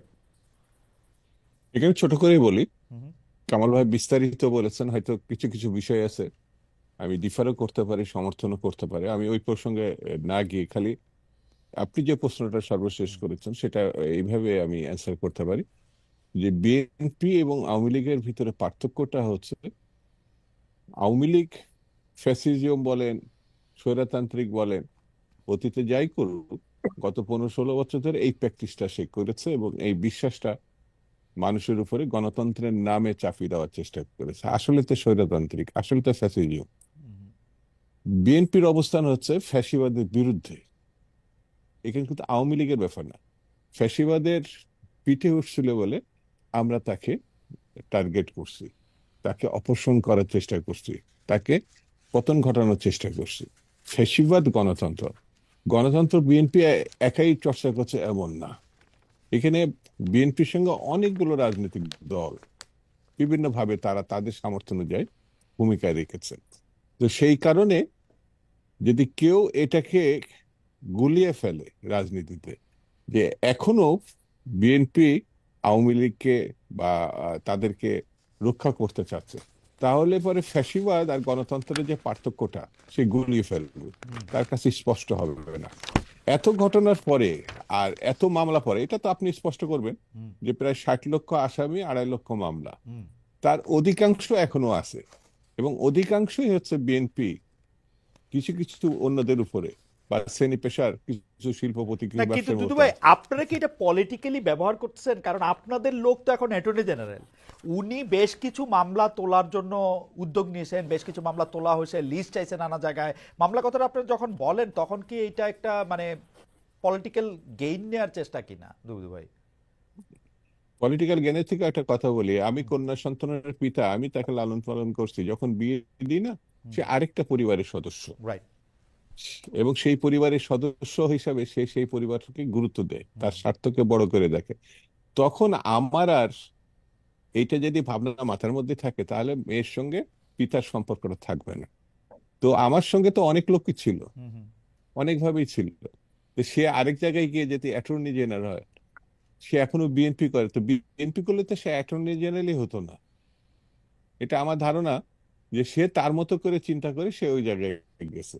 রাইট। সে থাকলে বিএনপি সব উদ্ধার পেয়ে যাবে, এটা তো আমার মনে হয়। তাহলে তো এই ডক্টর ইউনূসের সরকারই তো বিএনপি সরকার হিসাবে আহ, মানে পরিগণিত হতে পারে, আমার মানে রিডিংটা যুক্তির অলমোস্ট খাতিরে তাই, কথাগুলো আমার বলছে। রিডিংটা অলমোস্ট তাই। বিএনপির তো লোকজনরা উপদেষ্টা এখন আমার, পরিষদে এবং ডক্টর ইউনূস সাহেব তো বিএনপির, আমি মাহমুদ কামাল ভাইয়ের কথা শুনে আপনার চেয়ে বেশি অবাক হয়েছি, কারণ আমার কাছে মনে হয় ডক্টর ইউনূসকে, এবং কামাল ভাই আমার এটা মনে হয় বিএনপি যদি এখন চাপ দেয় না, ডক্টর ইউনূস অগাস্টে ইলেকশন দিয়ে দিবে। ডক্টর ইউনূস হচ্ছে ইতিহাসের সবচেয়ে দুর্বল সরকার। বিএনপি যদি সত্যি এটা মিন করে 5 আগস্ট না, ওই 4 আগস্ট ইলেকশন দিয়ে দিবে। বিএনপি যেদিন চাবে তার একদিন আগে। আচ্ছা আচ্ছা, শুনে আমি আমি একটু দুদুভাইকে একটু শেষ করে আসি, দুদুভাই একটু শেষ করে আসি। জি দুদুভাই, আপনি বলতেছিলেন, সরি আমি ইন্টারাপ্ট করছি। সেটা হচ্ছে আমি মনে করি যে কাল সকালের ঘটনাটা, এটা এখনই ডিসাইড করা ঠিক হবে না, এটা আমার কাছে মনে হয়। আমি এখানে যেখানে বসে আপনার টকশোটা করছি, আপনার সঙ্গে দেখা আছে, মাহবুব কথা শুনছে, আপনার কথা শুনছে, এটা ভবিতব্য একটা বিষয়। কালকে সকালে কি হবে, আপনি ধর্মের দিক থেকেও অনিশ্চিত, বাস্তবতার দিক থেকেও অনিশ্চিত। সেহেতু আমরা আগামী সময়ের কথাটা ধারণার উপরে বলছি, অতীতকে সামনে নিয়ে। তো সেই কারণে বিএনপি মানে চাপ দিলে সব হয়ে যাবে, বিএনপি মানে চাইলেই সব হয়ে যাবে, এই কথাটা এখনই বলে বিএনপির উপরে সব দায়িত্বটা তুলে দেওয়া আমার মনে হয় যৌক্তিক হবে না। বিএনপি একটি মানে আলাদা রাজনৈতিক দল, বড় দল, অতীতে সে সরকার পরিচালনা করেছে। কিন্তু আপনি একটু আগেই বলেছিলেন যে সচিবালয় বা বিভিন্ন জায়গায় বিএনপি না অন্যরাও এটা নিয়ন্ত্রণ করছে, কিন্তু বিএনপি সব কন্ট্রোল করছে, এটা যেটা আপনারা বলছেন, আমার ধারণা আমার থেকে কম ইনফরমেশন আপনার কাছে নাই। জি শিক্ষা দুদুভাই, মন্ত্রণালয় আমার কাছে যে থেকে শুরু ইনফরমেশন, করে সচিবালয় বা আমলাদেরকে বিএনপি এবং জামাতি আসলে নিয়ন্ত্রণ করতেছে। বিএনপি বেশি, জামাত অল্প অল্প বিস্তর আর কি। আমি আমি যদি আমি আপনার কাছে তো মনে হয় একই আমি- তথ্য আছে বিএনপি। দুদুভাই, না না না না না, মানুষ আপনাকে তদবির আমি করে না। একটু আমার বন্ধু, আমি বলি, না, আমি তো সরকারি চাকরি কিছুদিন করছি, আমার বন্ধুরা তো আপনার কাছে এসে তদবির করার কথা ভালো পোস্টিং পাওয়ার জন্য, যারা এখন আমি অতিরিক্ত একটু সচিব আপনার হবেন। আমি একটু আপনার বাধাই দিই। সেটা হচ্ছে এই জন্যে যে আমি বলার আগ পর্যন্ত আপনি পুরোটাই বিএনপি মানে নিয়ন্ত্রণে ওহ, বলছিলেন। আমি বলার পরে জামাতকে যুক্ত করছেন। আমি যদি আবার 5 মিনিট বলতে পারি, তখন হয়তো আচ্ছা অন্যান্যদেরকে আমাকে আমাকে দেন, যুক্ত আমাকে দেন, করবো। খালেদ খালেদ কামাল আমাকে ভাই দেন। একটা মিনিট, এটা দুদুভাই হচ্ছে এটা বলছে। দুদুভাই, আমি কিন্তু আসলে বিএনপি কে মনে করি যে বিএনপি এই ফোর্সটার লিডিং একটা জায়গায়। জামাতকে আমি বিএনপির বড় শত্রু মনে করি না, এটা নিয়ে আমি পরে আসছি। কামাল ভাই কি বলতেছে? কামাল ভাই, আপনি যদি হ্যাঁ, একটু 2-3 মিনিটের মধ্যে একটু বলেন না প্রিসাইজলি। না জি। না না, দেখেন এই যে ফ্যাসিবাদের কথা উঠলো না, দেখেন আমি একটু বলি। দেখেন কতগুলি মানে টার্মিনোলজি আছে, একটা ফ্যাসিজম, একটা টিরানি, একটা অটোক্রেসি, একটা টোটালিটারিয়ান নিজম। দেখেন এটা প্রত্যেকটা এই শব্দগুলি কিন্তু একটা ডিফারেন্ট কনোটেশন আছে। ফ্যাসিজম হচ্ছে আপনার sovereignty of state over its population, এটা হচ্ছে ফ্যাসিজম। জনগণের উপরে রাষ্ট্রের সার্বভৌমত্ব, রাষ্ট্রের উপরে জনগণের সার্বভৌমত্ব নয়। এই যদি ডেফিনিশন হয়, তাইলে ফ্যাসিজম শুধু হাসিনা ফ্যাসিস্ট এইটা বলে এই সেন্টেন্সটা শেষ করে ঠিক হবে না। আচ্ছা, এখন দেখেন কথাটা হচ্ছে যে মানে এই এই যে মানে রাজনীতিটা চলছে না, আপনারা বলতেছেন যে বিএনপি দখল করছে, জামাত দখলে, কেউ তো সমন্বয়কদের কথা বলছেন না, কেউ তো মানে এই যে মানে এটা কি বলে যে দখলবাজি না, এই যে মানে তদবির তদবির তো বেশি করতেছে সমন্বয়করা। আপনারা এই জিনিসটা কেন, আপনারা তাদেরকে মানে জামাত বিএনপি নিয়ে মানে টানাটানি করতেছেন, সমন্বয়করা তদবির করতেছে বেশি। এটা আমার কাছে অনেক খবর আছে, আমি সাংবাদিক যেহেতু। সুতরাং এই যে এইভাবে কিন্তু মানে একটা জিনিসকে মানে প্রমিনেন্স দেওয়া আর একটাকে মানে সাইডলাইনে নিয়ে যাওয়া, এটা ঠিক না। আপনাকে টোটালি দেখতে হবে কামাল জিনিসটা। ভাই, আমি হ্যাঁ, আপনার সাথে একমত, সমন্বয়করা তদবির করতেছেন। আপনারা কি এইটা অথেন্টিক কোন রিপোর্টিং দিয়া যুগান্তরের পাতায় আপনার পত্রিকার পাতায় বা অন্য পত্রিকার পাতায়, টেলিভিশনের এটা ইয়াতে হবে আমরা না, এটা দেখতে এটা আসি। হবে না, এটা এটা এটা এটা কেন হবে না, কেন হচ্ছে না, এটা মানে একই কেন এটা যেই না কারণে না এটা সেলফ না, এটা হবে না, এটা সেলফ সেন্সরশিপ চলতেছে, এইটা চলবে না, এটা হবে না। হাসিনার আমরা আমাকে ভয় বলে পেতাম, সমন্বয়কদেরও ভয় পেতেছি। হুম হাসিনার আমরা ভয় পেতাম, সমন্বয়কদেরও ভয় পেতাম। এইভাবে ইনডিসক্রিমিনেটলি হাসিনার আমলে বাড়িঘর পোড়ায় দেওয়া হয়েছে, ইনডিসক্রিমিনেটলি বা পুরাই দেওয়া বলেন হয়েছে, আপনি। হাসিনার আমলে পুরাইছে, না, বাড়িঘর indiscriminate। পুরাইছে, ঘোষণা দিয়ে পুরাইছে, কিন্তু ঘটনা হইতেছে যে ওইটা ঘোষণা দিয়ে পুরাইছে। খুব না না পোড়াইছে।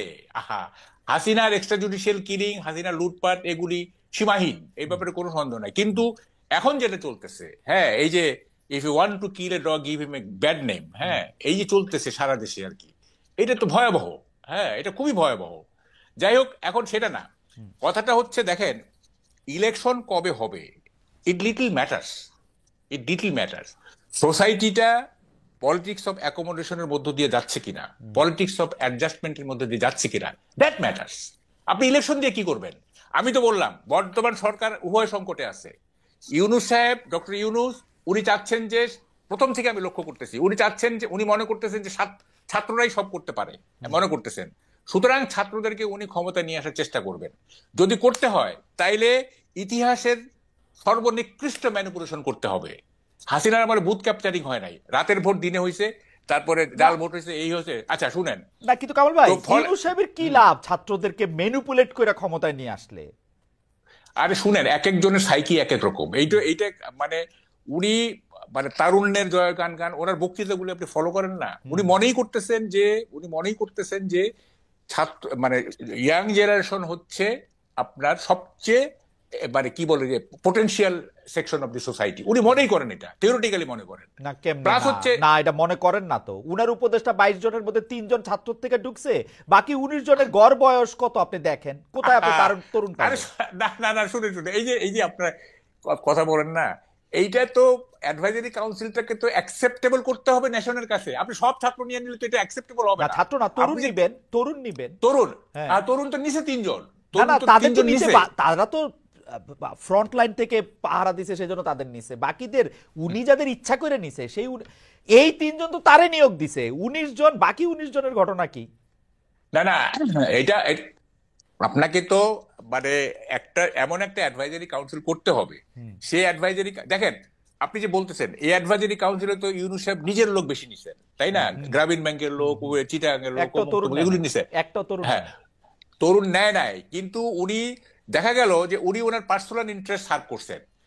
3 জন তরুণকে নিয়ে ওনার যে তারুণ্যের প্রতি ওনার যে এক ধরনের কি বলে যে বায়াস, সেইটা উনি ইয়ে করলেন, মানে ম্যাটেরিয়ালাইজ করলেন। আবার ওনার যে ঘনিষ্ঠ লোকজন গুলি, গ্রামীণ ব্যাংক বলেন, তাদেরকেও অ্যাকোমোডেট করলেন। তার মানে উনি ওনার সে ওনার সাইকির রিফ্লেকশন হচ্ছে এই অ্যাডভাইজারি কাউন্সিল। হ্যাঁ, এইটা আমরা বুঝে গেছি। এখন কথাটা হচ্ছে সেটা না, এখন আমি যেটা বলতেছিলাম, যদি ম্যানিপুলেট করে মানে এই ইলেকশন, মানে তাইলে কিন্তু কি বলে যে হাসিনার প্যারালাল হয়ে যাবে ইউনূস সাহেব, যে হাসিনাও এটা করছে, এই গভর্নমেন্টও এটা করছে। ফলে যদি করে আর কি, আমি বলতেছি, আমি এটা ফর আর্গুমেন্ট সেক। আচ্ছা, আপনার এই আশঙ্কা হইতেছে যে উনি করতে পারবে, মানে আসল কথা হচ্ছে এটা যে উনি করতে পারবে। হ্যাঁ, আপনি কি বলতেছেন? ছাত্ররা, আমি বলতেছি ছাত্ররা যে এখন ডোমিনেট করতেছে সোসাইটিকে, এটা কি আপনি অস্বীকার করেন? করবে, ছাত্ররা যে ডোমিনেট করছে, যে ক্ষমতা থাকে সেই ডমিনেট করে। আচ্ছা, তাহলে ছাত্ররা যেহেতু এখন দৃশ্যমান, ছাত্ররা ডোমিনেট করতেছে। হ্যাঁ, এই রাজুতে আয় তো, এই উত্তরা যাচ্ছি তো, এই যাচ্ছি, সেই তারা করতেছে। এখন তারা যেহেতু দল গঠন করতেছে, they will fight up to their last to win over the election. তারা চেষ্টা করবে, অথবা বিএনপির সাথে একটা জোটে ঢুকতে, বড় জোর। সেইটা, হ্যাঁ, সেইটা যদি একটা ওটা কি বলে যে এক ধরনের, হ্যাঁ, না, যদি এরকম হয়, আচ্ছা ঠিক আছে, বিএনপি তো এখন মানে ক্ষমতা নিতে হবে, বিএনপি যদি বলে আচ্ছা ঠিক আছে তোমরা 50টা সিট নিয়ে যাও, ঝামেলা করো না, 50, হ্যাঁ, বলতেছি আর কি, 50-এর নিচে রাজি হবে না। আপনি 10টা এরা রাজি হবে, আপনি প্রশ্নই উঠে। বিএনপি বড় জোর। আমি জানি না আপনি আসলে ছাত্রদের ক্ষমতাটাকে অনেক বেশি বড় করে দেখতেছেন। না, আমি শুনেন, না, ডোন্ট মিসআন্ডারস্ট্যান্ড মি। আমি তো কিছুক্ষণ আগে বললাম যে বিএনপির সবচেয়ে খারাপ ক্যান্ডিডেট সাথে একজন সমন্বয়ক জিতে আসুক, আপনি ভুলে গেলেন কেন? আমি এটা তো আমি বললামই, কথাটা সেইটা না। দেখেন, মানে সমাজে বিশৃঙ্খলা তৈরি করতে হলে কিন্তু, বা মানে করতে গেলে কিন্তু লাখ লাখ লোকের দরকার হয় না, হাজার হাজার লোকের দরকার হয় না। হ্যাঁ, some thousand people can create a great canvas, তাই ওকে। না? সুতরাং মানে আগামী ইলেকশনে ছাত্ররা they will fight up to the last to win over the election. এটা তারা চেষ্টা করবে, এবং সেখানে গভর্নমেন্টের এক ধরনের প্যাট্রোনাইজেশন থাকবে, এটা আমি বুঝতেছি। গভর্নমেন্টের এক ধরনের প্যাট্রোনাইজেশন থাকবে, এবং ক্ল্যাশটা কিন্তু মানে ট্রায়াঙ্গুলার হবে আর কি, আমার মনে হচ্ছে। কামাল ভাই, বিএনপি, আমি শুধু হ্যাঁ, আপনার দৃষ্টি আকর্ষণ করতে চাই, গত কয়দিন ধরে একটা রাজনৈতিক দল ছাত্ররা করবে, সেটার মধ্যে আমরা দেখতেছি প্রথম পদ ছাড়া বাকি 3 পদে কে আসবে সেইটাই তারা এখনো ঠিক করতে পারতেছে না। গভর্নমেন্ট থেকে আমরা এইটা ওদেরকে প্যাট্রোনাইজ করতেছি এরকম কোনো কিছু আমরা এখন পর্যন্ত দেখি নাই। একটু বলি, মানে আমি আবার আসবো আপনার কাছে, মানে আপনি যেইটাকে গভর্নমেন্টের পার্টি মনে করতেছেন যে ছাত্রদের পার্টি হলো গভর্নমেন্ট, আমার কাছে ইউনূস সাহেবরে অনেক বেশি বিএনপির প্রতি, জামাতের প্রতি অনেক বেশি আমার কাছে টিল্টেড মনে হচ্ছে। এটা দুদু ভাই কইতে পারবে। দুদু ভাই, আমি আপনাকে যে প্রশ্ন করছিলাম আপনি আসলে বলার একটু সময় পান নাই, সেই প্রশ্নটা হচ্ছে যে ওই যে ওয়েবসাইটে দিয়ে দিতে হবে ডক্টর ইউনূস, অনেকে বলতেছেন যে এটা ওনার একটা মাস্টার স্ট্রোক হয়েছে, যেহেতু আপনারা খুব বেশি সংস্কার করবেন না সেহেতু ওয়েবসাইটে কিছু দিতে পারবেন না। আপনারা কি মনে করেন যে আপনারা আসলে কি সংস্কার চান এবং সেটা ওয়েবসাইটে আপনারা দিতে পারবেন কিনা, মানে পাবলিকলি আসলে আপনারা বলতে পারবেন কিনা? প্রথম কথা হচ্ছে যে ডক্টর মোহাম্মদ ইউনূস সাহেব উনি খুব আধুনিক একটা মানুষ। ওনার পোশাক আশাক, কথাবার্তা, চাল চলন, লেখাপড়া, এটা আমার কাছে এই যে 111-এর পরে তিনি SMS এর মাধ্যমে তিনি যে একটা পার্টি করতে চাইছিলেন, তো SMS এর মধ্যে দিয়ে তিনি মানুষের মতামত নিবেন টিবেন, এইগুলো দিকে আগ্রহ ছিলেন। পরে এই 27 দিনের মাথায় তিনি এই পার্টি আর করেননি। তো সম্প্রতি তিনি একটা বিদেশি পত্রিকার সঙ্গে সাক্ষাৎকার দিয়ে বলেছেন যে ছাত্রদের মানে শিক্ষার্থীদের আহ, যে স্বপ্নগুলো, যে আকাঙ্ক্ষাগুলো, সেগুলো পূরণের জন্য তাদেরকে একটি দল গঠনের প্রয়োজনীয়তা পড়তে পারে এবং এগিয়ে যেতে হবে। অর্থাৎ ছাত্ররা যেমন ভাবছে তিনিও সেটাকে আরো বেশি আহ, গুছিয়ে কাজ করার জন্য তিনি তাদের প্রতি সমর্থন। এর আগে তিনি এটা দাবি করেছেন যে এই সরকার বা তার আহ, যে ক্ষমতা অধিষ্ঠিত, এটা ছাত্রদের জন্য সম্ভব হয়েছে। অর্থাৎ তিনি একটি রাজনৈতিক দল প্রত্যাশা করছেন এবং সেটি শিক্ষার্থীরা। এর আগে শিক্ষার্থীদের কাছে কেউ দল চায় না, আন্দোলন চাইছে, বিপ্লব চাইছে, মুক্তিযুদ্ধ চাইছে, কিন্তু শিক্ষার্থীরা দল গঠন করবে এই অবস্থা কেউ ক্লাসরুমে, ইন্টারমিডিয়েট অথবা হাই স্কুলের ছাত্ররা, কারণ অনেকেই কিন্তু এই আন্দোলনে হাই স্কুলের ছেলেও শহীদ হয়েছে, এমনকি শিশুরাও প্রায় 100-এর অধিক তারা শহীদ হয়েছে। সেই জন্য শিশুরাও যদি রাজনৈতিক দল গঠনের প্রশ্ন ওঠে বা তাদের সঙ্গী হতে চায়, আশ্চর্য হওয়ার কিছু নাই। এবং সেটা ডক্টর মোহাম্মদ ইউনূস সাহেব সেটা সমর্থনও দিয়েছেন। জি, আমার কাছে বক্তব্য হচ্ছে তিনি একটি নিরপেক্ষ সরকার হিসাবে কিন্তু সরকারে আছেন।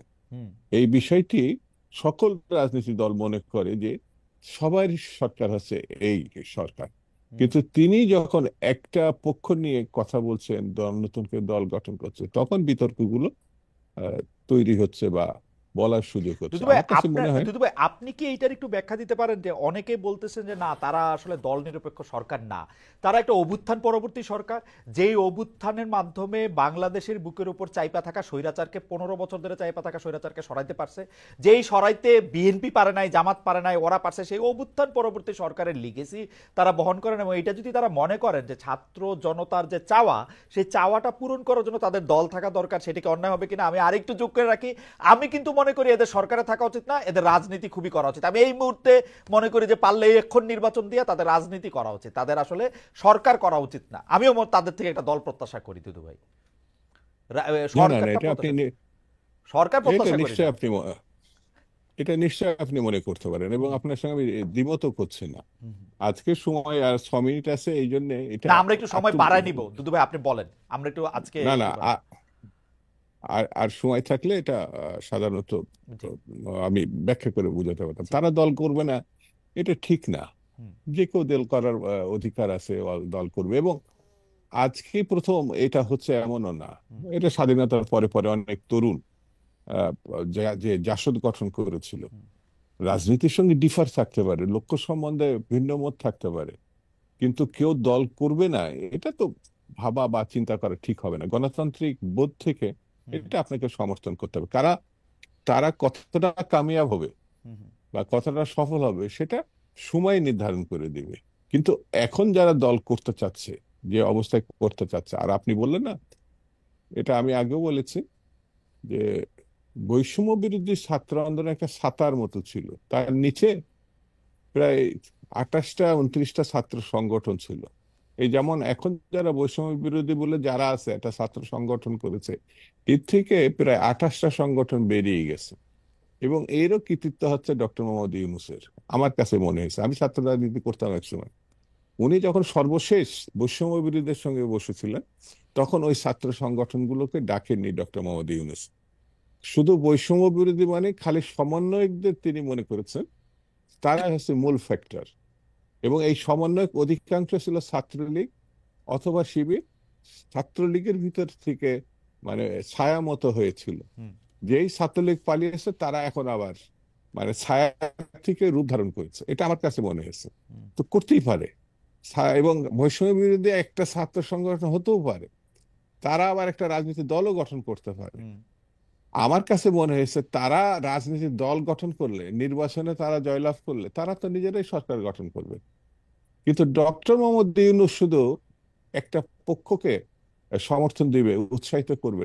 তাহলে ওনারও উচিত ছিল যে বিএনপি সম্বন্ধে মন্তব্য করা, বিএনপির প্রতিনিধি নিয়ে গিয়ে নিউ ইয়র্কে যাওয়া, বা ওই শুধু মাস্টার মাইন্ডকে নিয়ে যাবে 1 মাসের দুইটা মধ্যে প্রশ্ন ঘটনা। দুইটা আমি প্রশ্ন আমি দুদু। আমি আম- আচ্ছা দুদু, আমি আপনি শেষ একটু করেন, আমি একটা বলি শেষ করেন। এই কথাটা। 1 মাসের মধ্যে যদি সরকার পতন হয় তাহলে 6 মাস কেন লাগবে বাজার নিয়ন্ত্রণ করতে, আইন শৃঙ্খলা পরিস্থিতি ঠিক করতে? 6 মাস কেন লাগবে বাংলাদেশকে গণতন্ত্রের কারণ উত্তরণের জন্য? মাস্টার মাইন্ড বিএনপির লোকজন চাঁদা তুলতেছে, সেই জন্য পারতেছে না।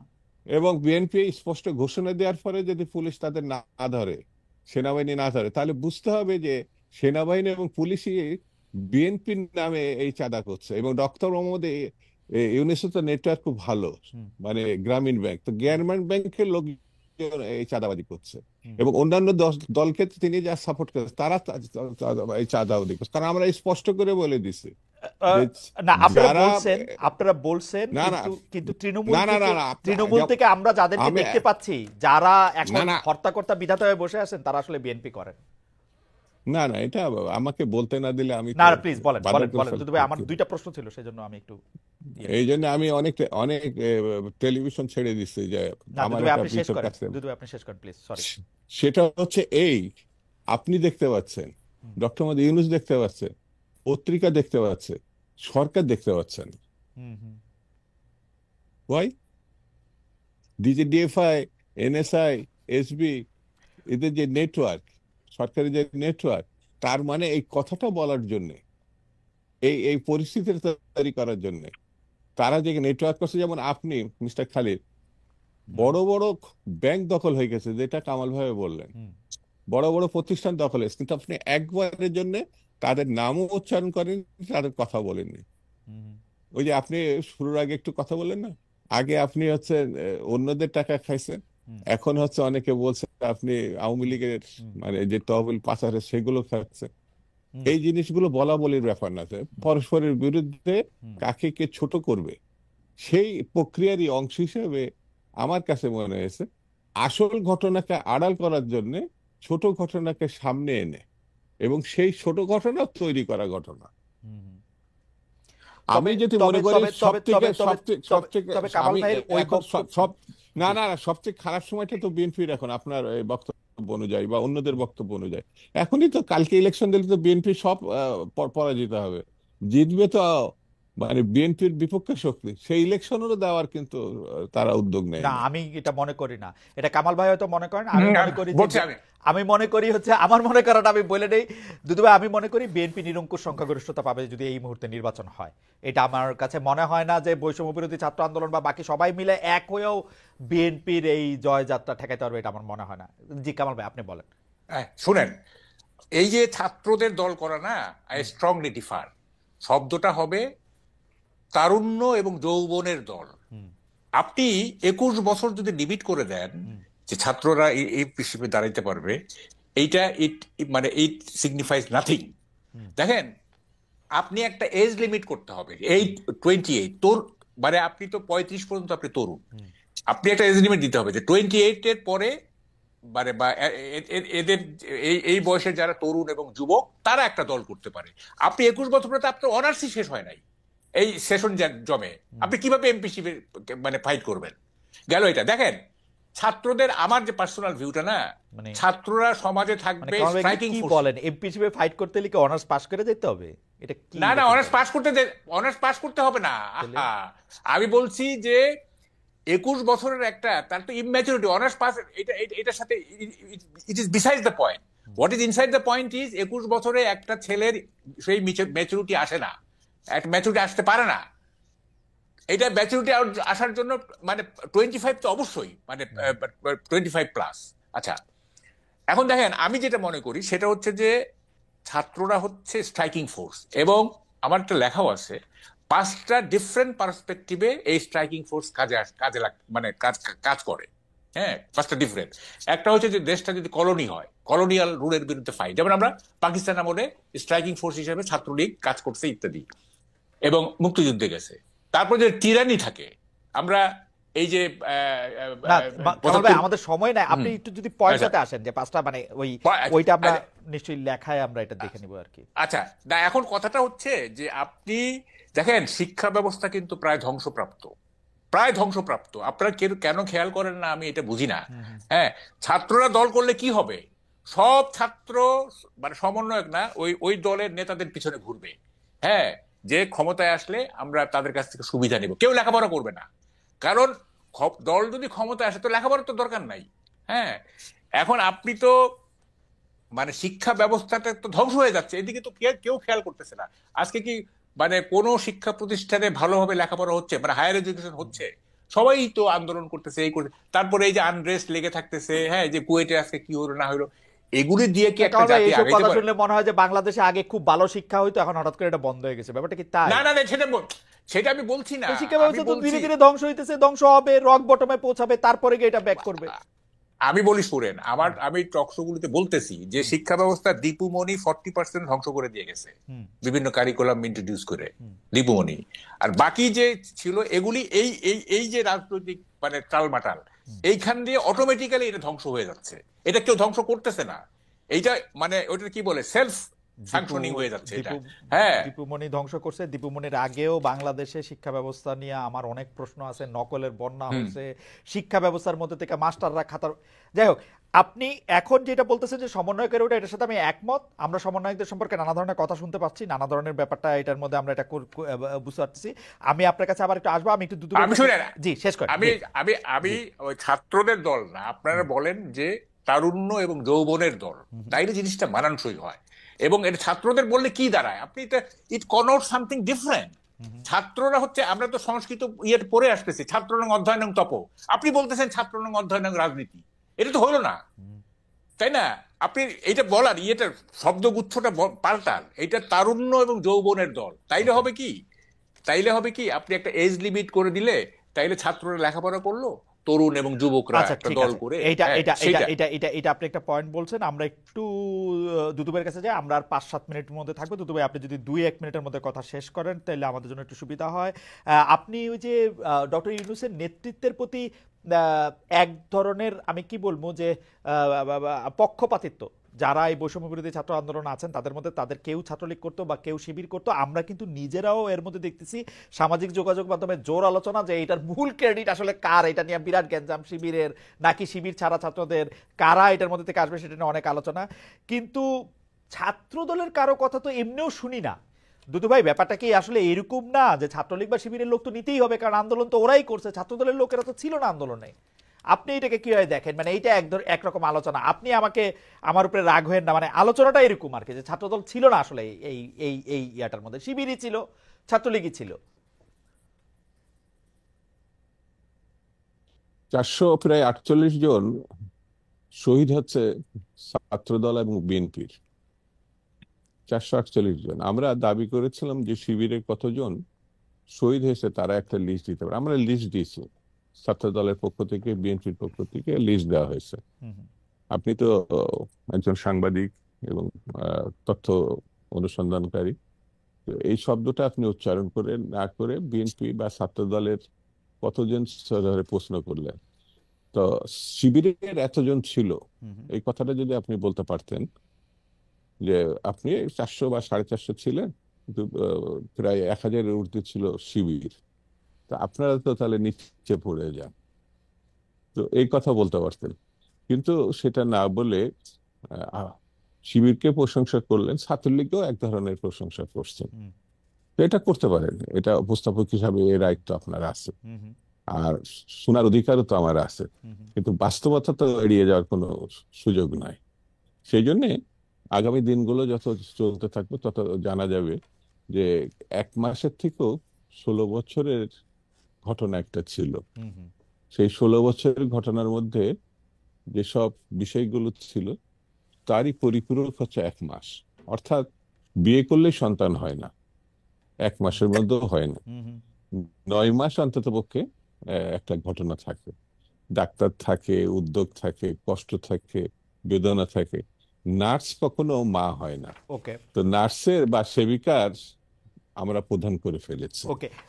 তার দুদু ভাই, দুদু ভাই, একটা শেষ প্রশ্ন, মানে আমাদের টাইম, সেটা হলো যে তিস্তা নদী হ্যাঁ, বাঁচাতে যে বিএনপির উত্তরবঙ্গে বিশাল অবস্থান কর্মসূচি, এর কূটনৈতিক মূল্য আপনি কি দেখছেন? আপনি যদি একটু 30 সেকেন্ডে বলেন আপনার এই কথার সাথে এটা বইলা, ভারত আসলে এটা থেকে কোনো চাপ অনুভব করছে কিনা, মানে মানে লক্ষণটা কি, এটাও যদি একটু আমাদের একটু বলেন। না এখনো আন্দোলন তো চলমান, এবং আন্দোলন চলাকালীন সময়ে আন্দোলনকে বাধাগ্রস্ত করার জন্য আমার মনে হয়েছে হুম। যে ভারত পানি ছেড়ে দিয়েছে। ওকে। সেই পানিটা অনেক ক্ষতি ক্ষতি করছে। আর এই দেশে মৌলানা ভাসানী, ফারাক্কা মিছিল, অথবা পানির জন্য, পদ্মার জন্য, পদ্মা পানির জন্য শহীদ জিয়া রহমানের জাতিসংঘে যাওয়া, অর্থাৎ কূটনৈতিক ঘটনা মধ্য দিয়ে কিন্তু পদ্মাতে কিছু আমরা পেয়েছিলাম। হুম এখনো প্রত্যাশা করি যে চাপ প্রয়োগ ছাড়া ভারতের কাছ থেকে, কারণ 16 বছর তাদের প্রশংসা করে পাওয়া যায়নি, আগামী দিনে চাপ এবং সমন্বিত উদ্যোগ ছাড়া তিস্তা রক্ষা করা বা কৃষি রক্ষা করা বা মানব জাতির রক্ষা করা কঠিন হবে বলে আমার কাছে মনে হয়েছে। দুদু ভাই, আপনাকে ধন্যবাদ। আমি শেষ প্রশ্ন 1 মিনিটের জন্য বাবু কামাল ভাই আপনার আসতে চাই, যে আপনি একটা টক শোতে সম্প্রতি বলেছেন যে আওয়ামী লীগের মোরাল ভেঙে গেছে। এটা আমি প্রায়ই বলি, কিন্তু আমরা সোশ্যাল মিডিয়ায় যতটা দেখছি দলটির শীর্ষ থেকে তৃণমূলস্থল কারোর মধ্যেই কোনো অনুশোচনা নেই। তাদের মধ্যে সোশ্যাল মিডিয়াতে তারা অনেক বেশি অ্যাক্টিভও, তারা জাস্টিফাই করছে জুলাই আগস্টের পুরো ঘটনা, অথবা বলতে চাচ্ছে এটা আন্তর্জাতিক ষড়যন্ত্রের অংশ। আপনি এটাকে আসলে কিভাবে দেখেন, তাদের এই জায়গাটার আপনার বিশ্লেষণ বা মূল্যায়ন কি? একটু একটু পণ্ডিতি করি, সেটা হলো হুম যে অক্টোবিও পাস, হুম হ্যাঁ, এই যে ল্যাটিন আমেরিকা দিয়ে উনি বলছেন, উনি লেফটিস্ট ছিলেন, উনি বলছেন হুম যে I had never seen a single leftist who has admitted that he had done a mistake. যে ওকে। আমি একজন বামপন্থীও দেখি নাই যে যে একটা ভুল। স্বীকার করছে সে কখন ভুল করছে। আমাদের দেশের শুধু বামপন্থী না, আমাদের দেশের কেউই স্বীকার করতে চায় না, যে কারণে এখানে সাউথ আফ্রিকার মতো ট্রুথ অ্যান্ড রিকনসিলিয়েশন হচ্ছে না। এখানে কেউই ভুল স্বীকার করতে চায় না, নাইদার আওয়ামী লীগ নর বিএনপি নর জামাত, কেউই ভুল স্বীকার করতে চায় না। এটা একটা ভয়ঙ্কর সোসাইটি হয়ে গেছে। হ্যাঁ, সাউথ আফ্রিকা দেখেন দীর্ঘদিনের সেটা নেলসন ম্যান্ডেলা কিভাবে ট্রুথ অ্যান্ড রিকনসিলিয়েশনের মাধ্যমে ঠিক করে ফেললো। আমরা কেউই স্বীকার করতে, আমরা স্বীকার করবো না ফোর্থ অ্যামেন্ডমেন্ট ভালো, এটা যে ভুল ছিল কেউ স্বীকার করবো না। তারপরে কি বলে যে 2001 থেকে 2005 যে মিসরুল হয়েছে, মাইনরিটি ক্লিনজিং হয়েছে, কেউ ভুল স্বীকার করবো না। জামাতে 71-এ তারা মানে তাদের রোলটাতে মানে কি বলে যে আমাদের স্বাধীনতা, কেউই ভুল স্বীকার করতে চায় না। অথচ ভুল স্বীকার হচ্ছে মানে ঐকমত্যের একটা প্রধান ভিত্তি এবং সামনে এগিয়ে যাওয়ার একটা প্রেরণা। সেইটা আমাদের দেশের পলিটিক্যাল পার্টিগুলো জানে না, সেই কারণে আওয়ামী লীগ ভুল না, স্বীকার সেটা তো করতেছে না। আমরাও ভুল স্বীকার করি না কামাল ভাই। আমরা যে 15 বছর এক ধরনের এমবেডেড জার্নালিজম করলাম, আমরা কয়জন হ্যাঁ, আমি স্বীকার করি। আমাদের আমাদের আমাদের কয়জন এটা বিবৃতি দিয়ে আমরা এটা স্বীকার করছি?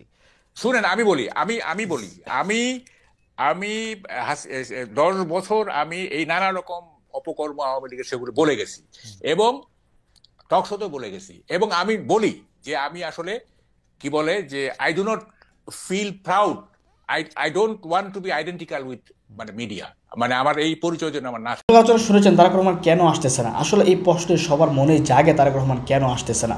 যার কথা আর আসার কথা ছিল আরও আগে, কিন্তু এখন আসতেছেন না, এই প্রশ্নগুলো কিন্তু মানুষের সামনে চলে আসে। পাশাপাশি মধু সাহেব কথা বলছে নির্বাচন নিয়ে, বিএনপি নির্বাচনটা নিয়ে একটু বেশি উতলা করতেছে, নির্বাচন আগে যাচ্ছে, তারা চাচ্ছে জুলাই আগস্টে, সরকার বলছে ডিসেম্বরে। এই 2-1 মাস এদিক সেদিক হলে কী আর হবে, কিন্তু সেই বিষয়ে তারা যে কথাটা বলেছে সেটার পক্ষে তারা যুক্তি দাঁড় করাচ্ছে, এই হচ্ছে অবস্থা। তারপর এখানে যে আলোচনার বিষয়গুলো আলোচনা করা হয়েছে, সেই বিষয়গুলো আপনার কাছে কেমন লেগেছে অবশ্যই মন্তব্য করবেন।